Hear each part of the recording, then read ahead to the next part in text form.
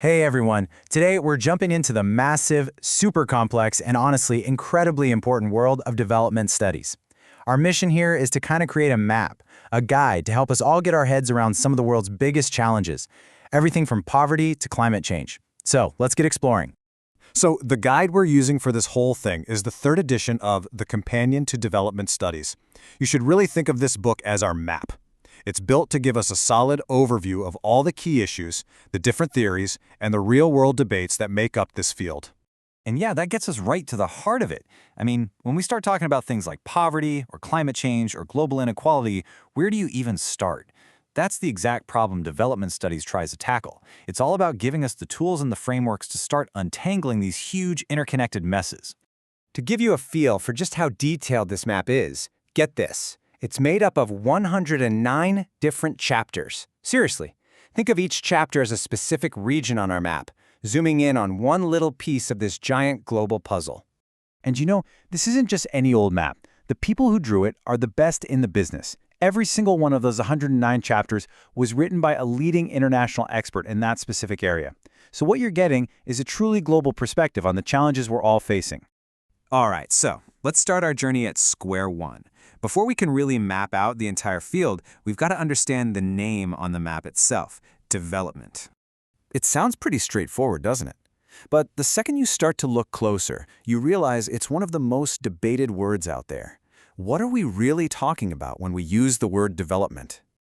For a really long time, the most common answer was pretty simple. It's about money. It's about economic growth, right? A rising GDP, more factories, basically making the country's bank account bigger. This whole economy-first idea is a major landmark on our map. But then, a bunch of other experts started raising their hands and asking a really important question. Hey, what good is a bigger economy if your people are still sick, uneducated, and don't have basic rights? This view argues that real development has to be about people's well-being. And that our map shows us yet another really powerful idea. What if development isn't about a number at all? Maybe, when you get right down to it, it's about freedom. The freedom for people to actually choose the life they value, to be a part of their society, and to reach their full potential. So here's the key takeaway. There's no single easy answer. What our map shows us is that development is this really rich, contested, and layered idea. Yeah, it's about the economy, for sure, but it's also about rights and freedom and culture and justice. It's a lot. Okay, so now that we've got our basic bearings, let's take a super high-speed tour of the whole landscape. We're about to fly over some of the major territories covered in our guide, and you're going to see just how huge this field really is. Buckle up. First stop, the engine room of the modern world. How does our global economy actually work? And more importantly, who's it working for?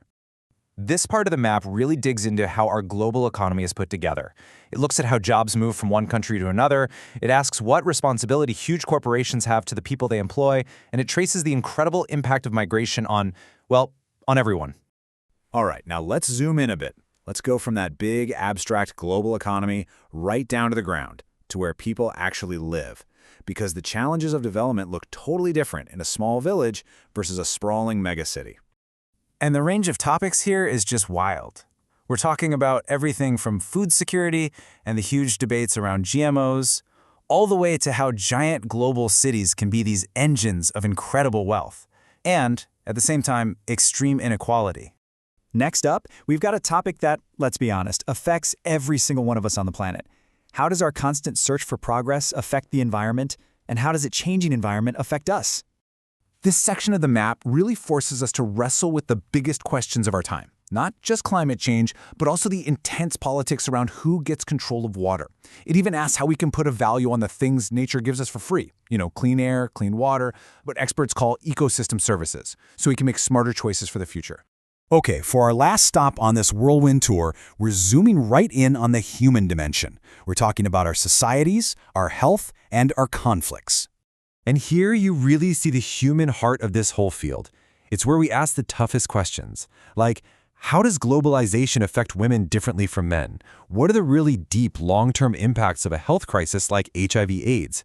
Why do some countries just fail their people, and what's the actual role of foreign aid in all this? Okay, tour's over. Let's slow down for a second. If you take just one thing away from that incredibly fast flyby, it should be this. None of these issues live in their own little bubble. The real power of development studies is its ability to connect the dots. So this is what I mean when I say connecting the dots. Take one single, massive problem, like poverty in big cities. To even begin to solve it, our map shows that we have to pull in ideas from completely different territories. You have to understand how cities grow, the role of the informal, off-the-books economy, how gender plays out in families, access to things like healthcare and schools, and of course, the huge impact of corruption. No single field has the answer. The real answers are found where all these things intersect. So all this brings us to the big "so what" question. Why does having this complicated, interconnected map even matter? Well, it's because this kind of map is what helps us move from just talking about problems to actually taking smart, effective action.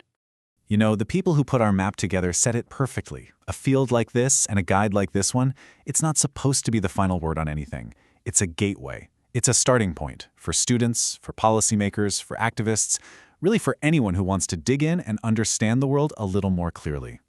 So we're going to leave you with that. We've just taken a quick look at this incredible map of development studies, a guide to understanding some of our world's most urgent challenges.